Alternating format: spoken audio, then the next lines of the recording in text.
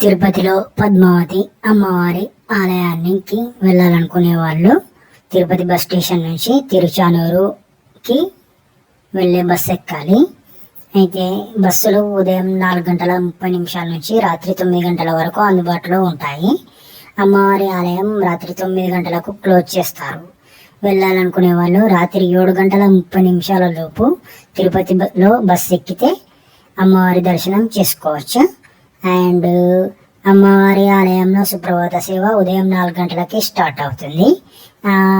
సుప్రభాత సేవకి వెళ్ళాలనుకునే వాళ్ళు ఖచ్చితంగా ఏదైనా ప్రైవేట్ ట్యాక్సీ లేదా ఆటో మాట్లాడుకొని 4 గంటల లోపే అక్కడ ఉండాలి. ఓకే. అండ్ అమ్మవారి ఆలయంలో సుప్రభాత సేవలో మనకి మొదటి గడప దర్శనం లభిస్తుంది. Okay, thank you.